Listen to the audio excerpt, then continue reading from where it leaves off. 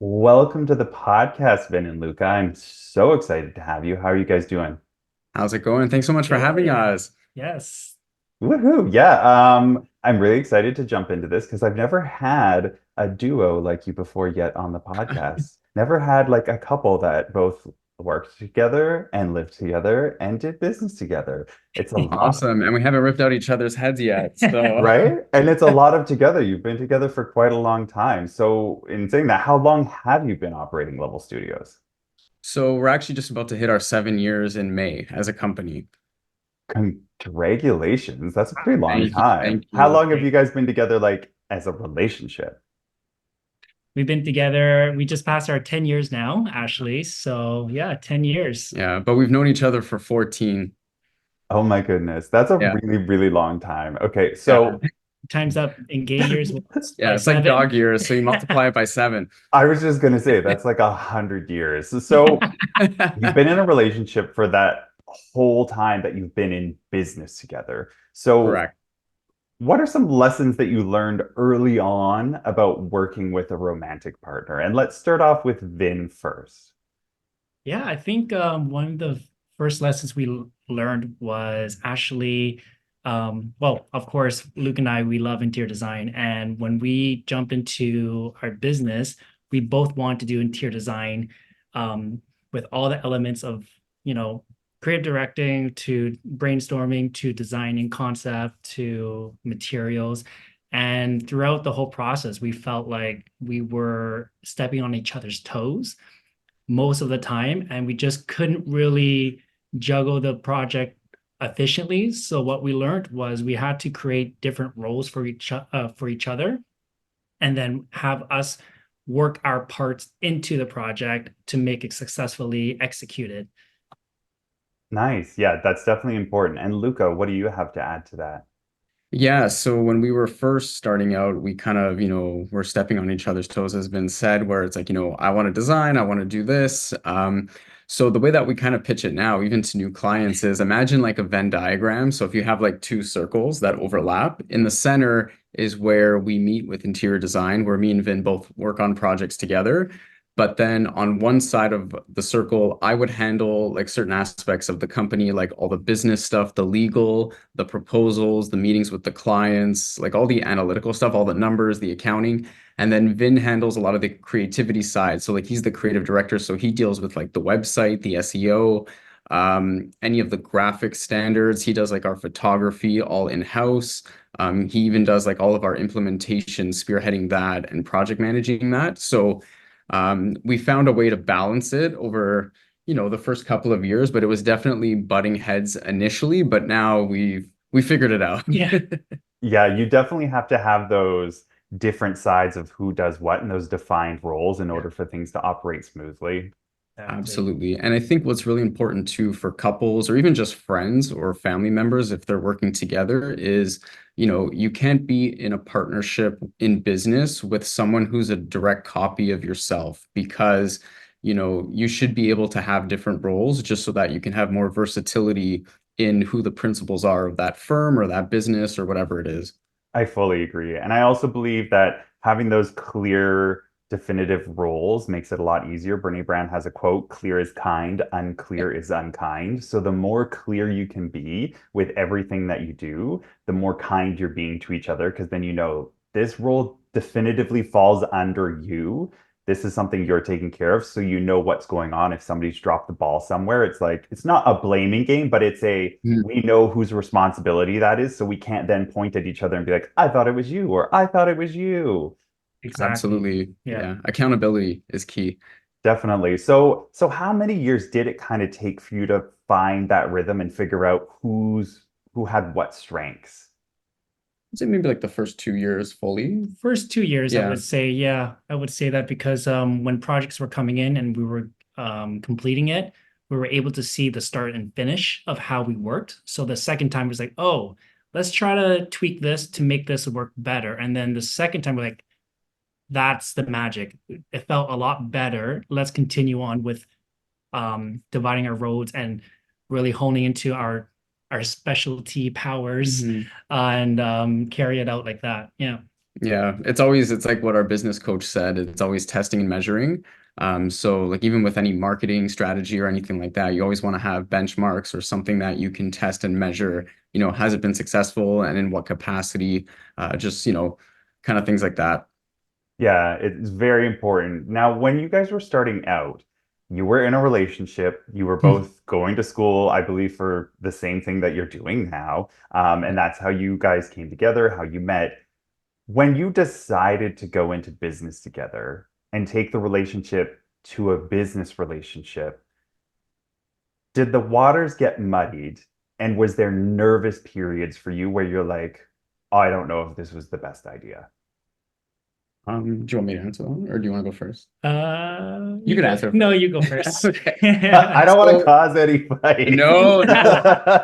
Truthfully, so we actually met at a bowling alley, which is where we were working as bartenders first. So, this goes back 14 years. So we already knew each other's work ethic because we were working together at the bowling alley. And then we eventually went to school together studying the same program, and we were able to take a couple classes where we were in group projects together. So we were lucky that we were able to already test the waters of what that work ethic was, what our strengths were, how our communication methods were. And then when we started dating, we were both working at different firms first, just so that we can get experience in the field.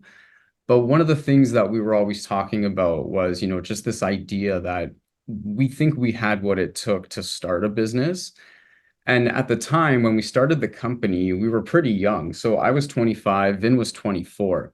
And I think for us, the opportunity outweighed the fear. And I think we were more just excited at what we could build and what we can grow together rather than the fear of, I guess, just stepping over each other's toes or Yeah. anything like that. And I think that's what kind of just allowed us to, want to put our best effort. Plus, if we failed, we were young at the time. So the ability to bounce back from that was a lot easier than, starting a company at 40 years old or something. Yeah. And to add Definitely. to that, I think when Luca mentioned about having group projects together or having class together, we actually teamed up to one of our projects, presented to our professor and the class, and the professor or our professor was like, "There's something with you guys. You have a really good dynamic." Then, sure enough, he didn't know we were dating. Maybe he did. Yeah, Not sure. probably did. But it just solidified that, for a professor to see that we could become a next dynamic duo designer in Toronto, it really gave us a lot of sense of hope that, us going into business is the right thing. So we never felt, well, I never felt um, if there was maybe turbulence or anything like that. But there were conversations like when we're describing the Venn diagram, figuring that out together, that was a little rocky because we both wanted to design. We still do. It's just now figuring out the roles of how to do it in a more efficient Hmm. way. Mhm. After actually just working together and building this vision of Level Studio and having come to be, it just feels like our baby. Yeah. So we feel like we're two parents with this business, and everything that we do just goes back to this business. Yeah. Baby. And now that you've been together for so long and you've figured out that Venn diagram of like, each person's area of genius that works, what would you say is maybe one or two more other key factors that has contributed to your continued success after you figured that out? And let's start with Luca, and then Vin, we can get to you Sure. after. I think with that, it's especially, being in a partnership where we're also in a relationship, I think it's just always just being proud of who your partner is and who they've become. Because I think too, being in a relationship for so long, it's, some people tend to they stay in love with the person that they originally were in a relationship with. And then over time, that person tends to grow and evolve and change, just as we all do. So, me, I'm more in love with Vin now than when we first met because of how much he's grown as a designer, as a person, as an entrepreneur. And every day, just building this company together and every obstacle we've overcome and every new challenge that we're facing and how we address it together as a team. It's such a humbling experience, and it's just something that really just makes me happy thinking about that, and something that it's a privilege to experience with the person you love. Yeah. Oh, I love that. Vin, what about you? I would kind of jump on the same line with that, but I would take it in a different direction. But it's just obviously being together, that's a relationship thing, but seeing Luca as a business partner and seeing him overcome and accepting and being open to learning new things and having him learn that and put that into his toolbox for him to become a better, CEO or partner or a designer, it just makes me feel like, we're in this together. So again, Venn diagram, but also reaching out and picking different skills that would help us work as a team rather as an individual. And Hmm. I think us moving forward with levels two, it just shows how adaptive and um, I guess forward thinking we are with our projects, but also with ourselves. So yeah. Nice. Now, I'm sure we've been talking about all this great, lovely stuff. It's amazing. I'm sure that's not always sunshine, rainbows, Of and course. lollipops. As you're navigating this with a partner, any partnership, business partnership is one thing, but a romantic partnership, how do you navigate those maybe rough spots when things come up? Do you have any kind of set rules that you've laid out, like clear communications that when something happens, this is how we're going to address this so that it doesn't bleed over into these other parts of our Yeah. lives? Yeah, do you want to start Yeah, or? you can. I think the biggest thing, of course, is communication. So, like, there'll be times where whether we're on site and we're installing something and it's been a really long day and we're just kind of, fed up and we're done. I think it's just understanding what the other person's social cues are that, maybe they don't want to talk right now, or maybe, they're just feeling some kind of way. So that would be a good opportunity to kind of just, take a breath or maybe go into another room or whatever it is.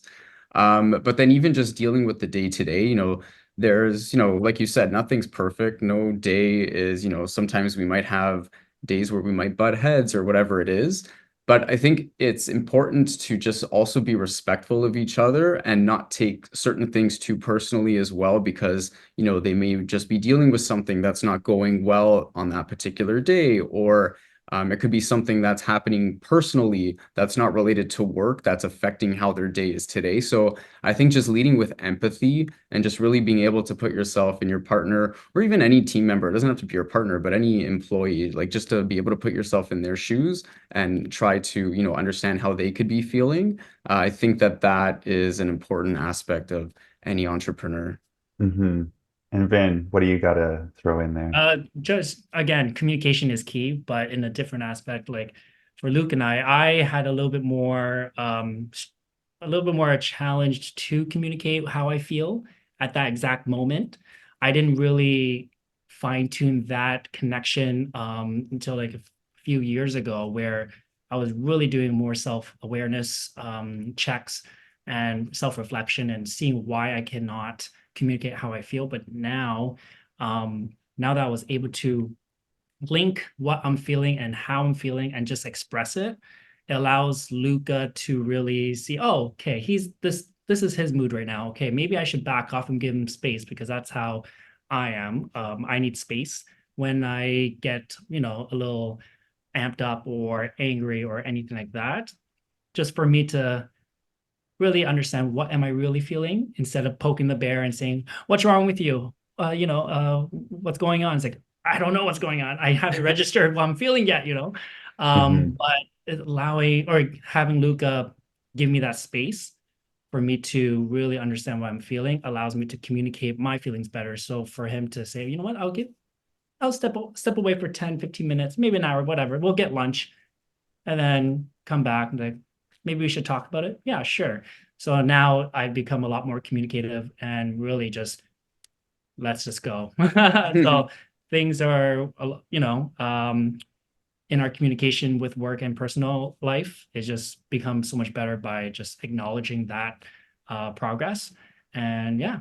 Yeah, I think Hmm. if I could add one more thing to that, I think it's important just to note, not only in business, but also just in personal relationships, regardless if it's romantic or with a friend, you can't expect somebody to be a mind reader. So I think if you are feeling a certain kind of way, it might be difficult to articulate those ideas at first because you might not be even understanding what it is that you're feeling. But even just vocalizing like, hey, I'm not feeling too well right now, or I don't like how you said that or that tone, but I want to take a breath. I want to take a breath and kind of like, we'll get back to this, but right now I just need that moment to have for myself. I think that's really important just to vocalize that because, even if you've been together with somebody for 10, 15 years, you still can't go under the assumption that you can read their minds or know what exactly they're feeling at that moment in time. I think what you guys are touching on is really important. The getting to know yourself in order to better get to know other people is really important in just everyday life. I think things like personal Yes. development, therapy, all of these things are really important for ourselves so that we can learn about these things and go, okay, you know what? There's the fight, flight, freeze. And it sounds like, Vin, you're a flight. You're like, I just need some space. I need to walk Yes, away and take a moment for exactly. me. I'm the exact same. I'm like, I want to take this information and go process it and think about it for a little bit and The, then organize my thoughts and then come back to be able to best articulate those thoughts to you. But yeah, somebody who's a fighter might not necessarily recognize that or understand that. They're like, but this isn't how I do it. And it's really yes. important to recognize different people process things differently. Was there anywhere, anyone, or anything you did that helped you guys get to that place? Like, was there any therapy? Was there personal development? You guys, you mentioned you have a business coach. Were these factors that helped you kind of understand these dynamics? No, actually, this one hits home because we learned this during an install. Oh yeah.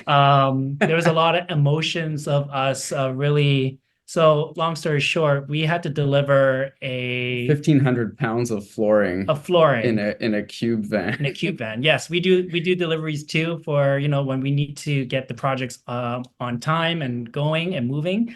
So we had to pick up 1,500 pound of flooring, and we had a lot of conversation about the business, about us, all that stuff, where we're at each other's boiling point, where I didn't know exactly how I felt, but I needed to. Um, Oh, sorry, thanks. Sorry. That's okay. Delivery. sorry, that was a delivery. Delivery. I guess she didn't get the cue. But we had our emotions were really, really high until we were just having a conversation of something very raw. And I was kind of not speeding, but going fast, and then we hit a speed bump. So I had to brake really hard, and the 1,500 pound flooring literally came off of the The skid, skid yeah. and literally dominoed all the way to the back of the trunk door, and we are heading towards the highway. And we have no idea how this door will handle. So we're like, we got to turn, go to a residential street and really figure this out. So we did. We got out and we went to the back and start pulling all the flooring one by one. We're like, no, this is too heavy for us. We need to think with our thinking caps on. So like, aha, let's work together. And we started to cut the saran wrap that's holding everything in place, take each flooring off the skid, and then place it back into a more leveled Yeah. form. And then when we finished that, we got back in the seats like, holy crap, like that's funny because it felt like it had to happen for us to rethink and work as a team to solve an issue. And that kind of allowed us to reset our thought and be like, okay, this is how I'm feeling. And we just like said it all out. We just let each other Yeah. understand how we felt after that, because that instance or that event allowed us to remember we work as a team, not as individuals. And by team, we have to communicate as a team. And that's where we were like, okay, communication Yeah. doors is wide open. And that moment also let us take a moment and take a breath while we were figuring out the flooring. So it was like a timeout where we were both just, focusing on this task as a team. How do we solve this problem?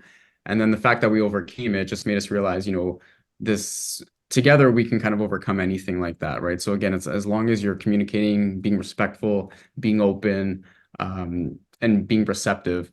And then that's, now we laugh about it. Yeah. So even after like we fixed the thing, we laughed about it Yeah. too. So Yeah. it's one of those cute moments, but it's also stupid at the same time. Yeah, one of those moments where you're like, oh, we need to slow down in order to Yeah. speed up. Yeah, Exactly. Yeah. Yeah, exactly. So Well put. literally, no pun intended with that speed bump, but right.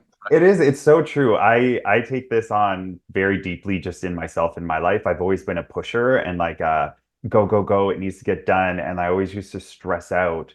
And there was just times where I was forced to slow down. And then I started doing personal development and meditation and other things that I was like, you know what? Slowing down really allows me to get so much more clear about the direction that I'm going that I actually end up going faster and doing Mhm. less work because I'm not spinning my yeah. wheels trying to figure it out, Yeah. Yeah. right? Cool. I want to move into a little bit more about entrepreneurship and Let's if there's go. any like tips or things that you would pass along to new entrepreneurs, whether that be in the field you're in or just entrepreneurship in general. If there's like maybe one thing each or two things each that you're like, know this. Yes. So I'll start off, and it's what I tell because I also teach interior design and university, and I tell my students this all the time. When you're gearing up for, working at a firm or even starting your own thing, if you can work as a bartender, a server, or in retail, that teaches you a lot of soft skills that school is never going to teach you. And it also it's basically six main soft skills that I think are the most vital for an entrepreneur. And they are, so it's communication, improv, community, planning and detail, and empathy and sales. So those are the six. And I feel like if you're a bartender, if you've worked in retail, if you were a server at some point, you're always touching upon these six skills. And especially like after COVID, where a lot of things are now remote and it's in front of a screen, the ability just to put yourself in front of a person and have a conversation face to face, understanding body language, having an approachable type of personality or characteristics, that is very beneficial, especially when you are spearheading a company, because you're going to always be in front of a potential client. You're going to be pitching and trying to sell yourself. You're trying to understand your client's needs and requirements. And you're trying to articulate your ideas. So all these different soft skills, if you can really fine tune them, it's only going to make you a better entrepreneur. Yeah, big time. When you said that, I was like, yes, type that. Like, honestly, I was in the service industry for years. I worked as a server and then I also worked as a flight attendant for many years for Oh, very wow. high top Oh, end nice. brands.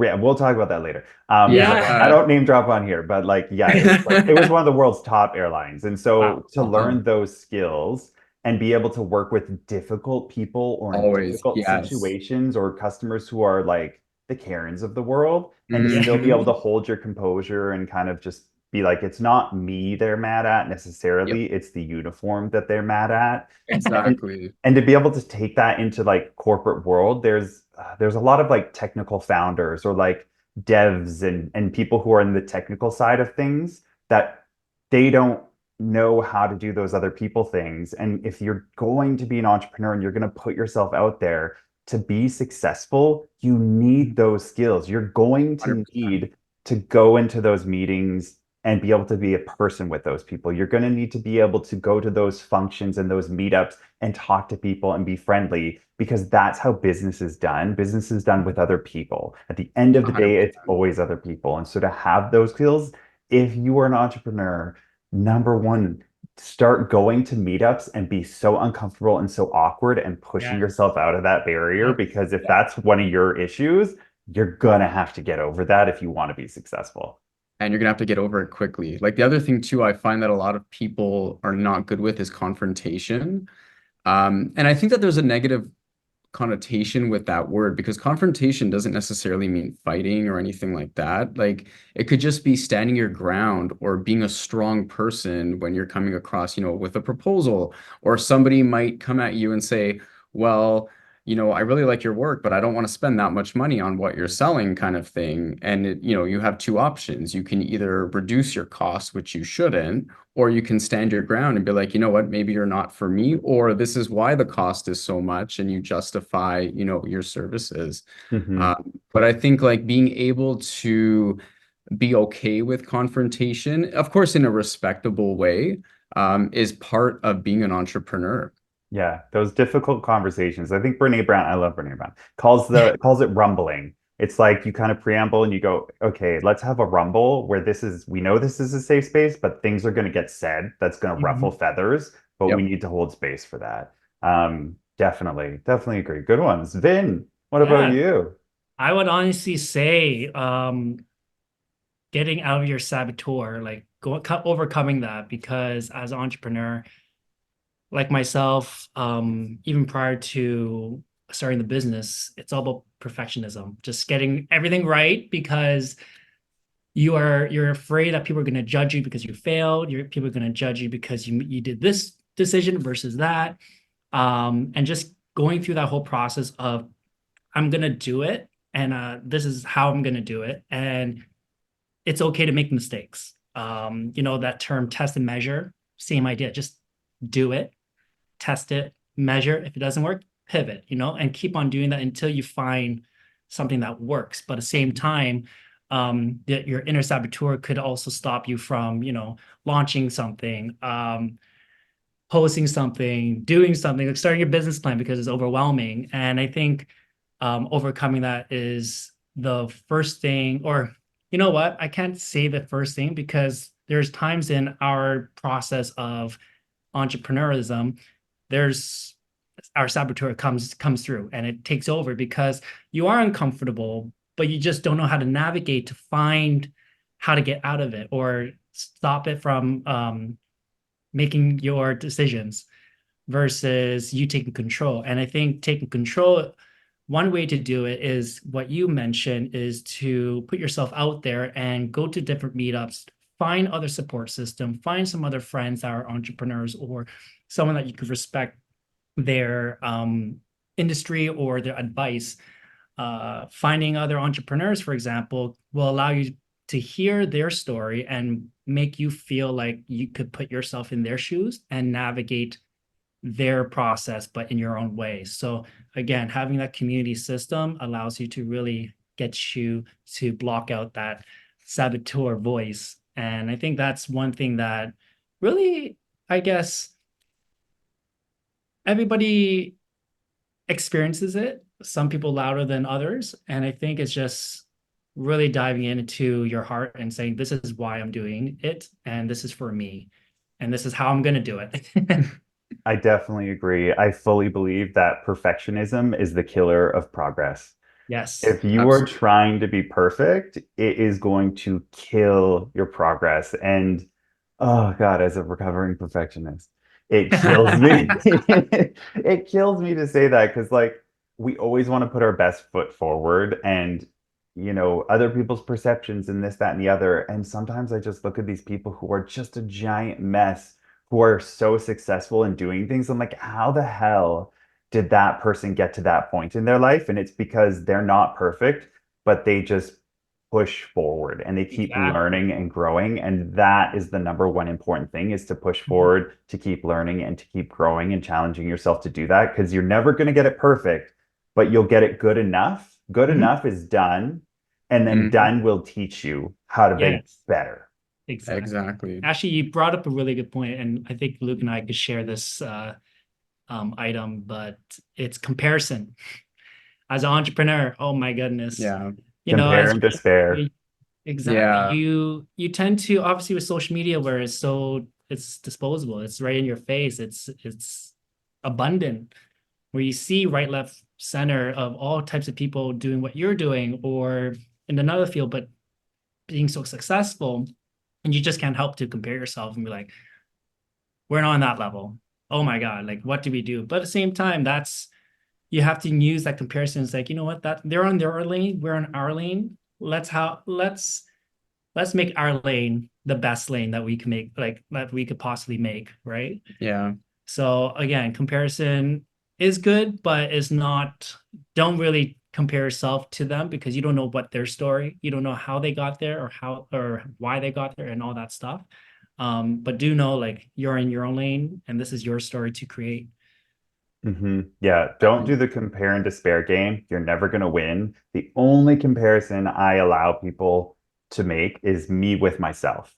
Where was I last year? Am I Exactly. further along than what I like, comparing myself to who I used to be and like Mhm. being like, okay, well, I look at how far I've come and like how much opportunity there is to And grow. That's the that's the only beautiful compare you should part. do. Exactly. And that's what's so beautiful. Sorry to interrupt. No, no. That's so beautiful about entrepreneurship because again, you see how you started off and how you are in 1 year, 2 years, 5 years, 10 years, and you're just like, holy, I am a totally different person, and you just don't look back. Yeah.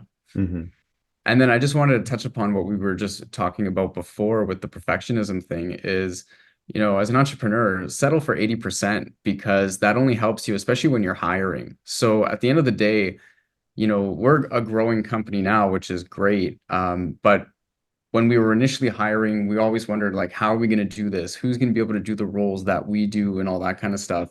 And the ability to delegate is not easy. But also no one is going to be able to do something the exact same way you would do it yourself. And you need to be okay with that. And you need to, come to terms with that everybody's different. Everybody's going to approach it a different way. Everybody learns differently as well.